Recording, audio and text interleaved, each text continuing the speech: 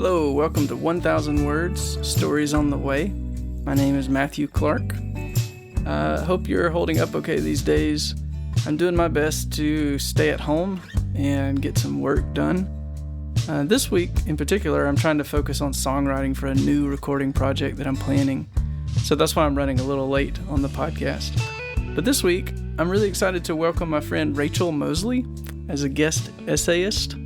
Rachel and her husband Stephen are really dear friends of mine. Rachel and Stephen, aka the Mosleys, are a singer-songwriter couple. They got a full-length album and an EP online, and you can find them on their website, themosleysmusic.com, and on Instagram @themosleysmusic. Rachel is a writer, an illustrator, a mom of 5 kids, and she makes really good gumbo. You should definitely check out her illustration website also over at rachelmosley.com. Rachel is Rachel, Mosley is Mosley, rachelmosley.com. I love to talk about books with Rachel. I also like to borrow ones from her that I never actually get around to reading, and then later, kind of nod knowingly when she mentions them and say stuff like, yeah, that's a great book.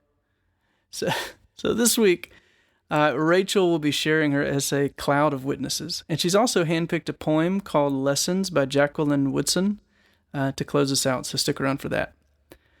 But in this time when we're all hunkering down to escape a deadly disease, I think of the psalmist in Psalm 90, and he's asking God to teach him to number his days so that he might gain wisdom. And I know for me, I'm thinking about it. Now is a good time to be still and to pay attention to those who've already gone ahead of us and to learn from their faith, and also to pay attention to those that we still have with us. This is kind of, a sobering experience, and it is painful to sober up, but that's when we really get a chance to participate in what's real and beautiful. So anyway, thank you for being here today, and here is Rachel Mosley with her essay, Cloud of Witnesses. This evening in Mass, Jane Frances climbed wildly on the pew while the older 4 children tried to ignore her. She was aware of the ignoring and set about fighting it. Jane is potty training and must always use the potty during church. When I took her to the restroom for the second time, I somehow managed to tear the side of her pull-up irreparably, leaving her bare-bottomed and unladylike, which sent the other children into giggle fits. Mass is often offered for the repose of the soul of someone who has recently passed. We pray for our loved ones who have gone and for those who will soon die. My grandmother Joyce is among these. She has end-stage lung cancer and expects just a few more months. I pray for her the best I can while the children sniffle and giggle around and on top of me. As I look at the little ones, I'm struck by how much my prayer has shifted over the past year. As a younger mom, I often prayed for protection. Many times it didn't come, though, or at least not as I thought of protection. Now I pray for the strength I'll need when inevitable losses come my way.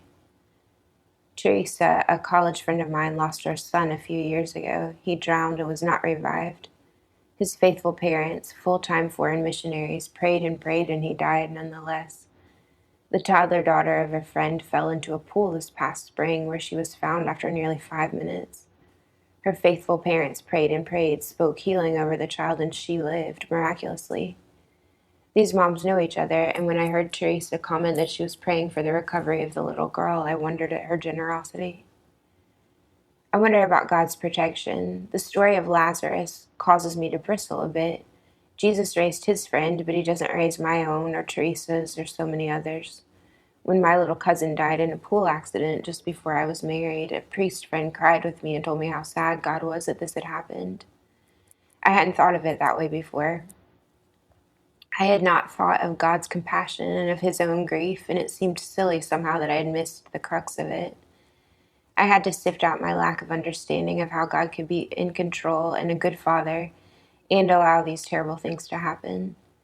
The answers I was given or could come up with on my own never seemed right, but Emmanuel, God with us, God who was really sorrier about my nephew than I was myself, was the answer completely. Jesus wept, and then he raised, as we know he will on the last day, last because night will not follow it. Since that first loss, and maybe before, I've been a little obsessed with the concept of death. I felt so utterly unprepared for it. I don't want my children to be unprepared, so I tell them strange things like, anyone can die at any moment, and everyone dies, and I'm sure that's very comforting for them. My husband works with the dying in palliative care here at our tiny town's hospital. I ask about his patients, if they are afraid, and he says that most often they are. I remember a late pregnancy, how I was afraid then, but ready. And I wonder if old age feels that way. I hope it does.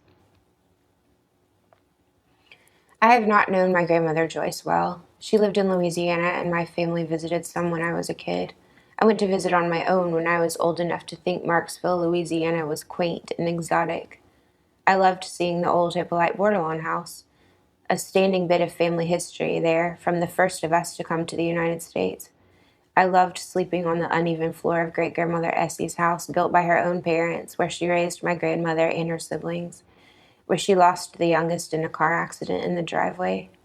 There were images of unfamiliar French Blessed Mothers on the shelf in her living room, and a painting of St. Rita. I was the only practicing Catholic in my family as a teen, and when I saw these things, I felt the roots of my faith. Essie had a strong Cajun French accent, and it made me nervous to talk to her. I brought a chatty boyfriend along once in college, and he asked her a million questions while I stood nearby in the kitchen, eating Essie's beet salad and learning how to talk to old people. After that, I visited more often, amused by the piquant flavor of Marksville and fascinated by my grandmothers.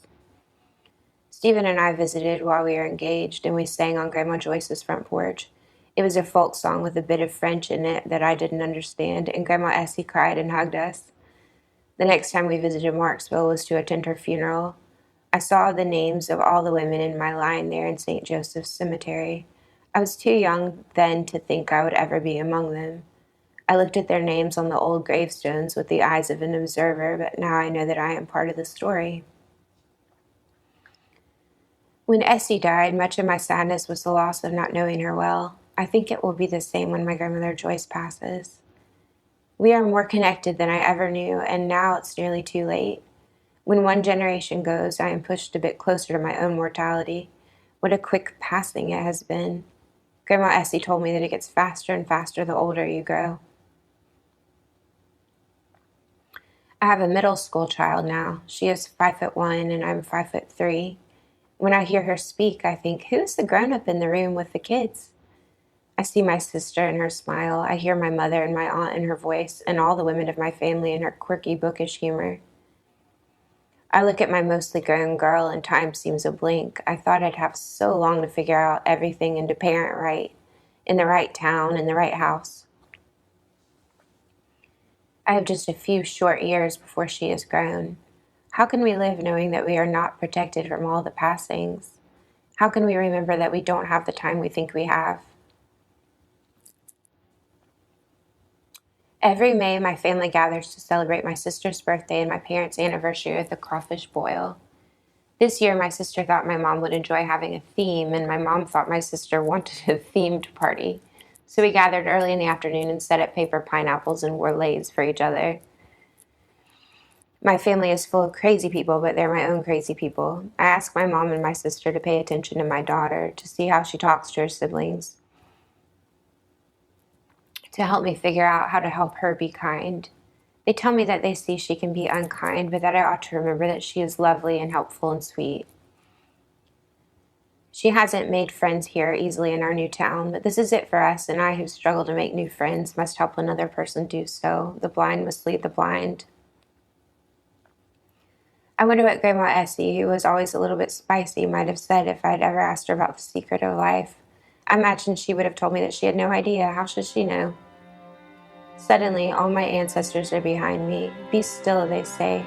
Watch and listen. You are the result of the love of thousands.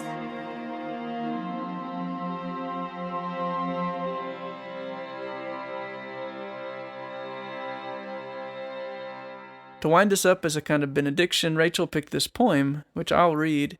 It's by a contemporary African-American poet named Jacqueline Woodson, and it's called Lessons. It's from her book, Brown Girl Dreaming, published by Nancy Paulson Books in 2014.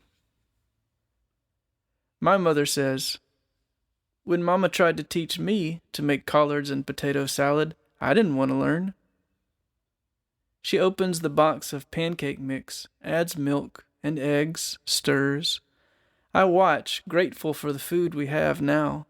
Syrup waiting in the cabinet, bananas to slice on top. It's Saturday morning. 5 days a week she leaves us to work at an office back in Brownsville. Saturday we have her to ourselves, all day long. Me and Kay didn't want to be inside cooking. She stirs the lumps from the batter, pours it into the buttered, hissing pan. Wanted to be with our friends running wild through Greenville. There was a man with a peach tree down the road. One day Robert climbed over that fence, filled a bucket with peaches. Wouldn't share 'em with any of us, but told us where the peach tree was.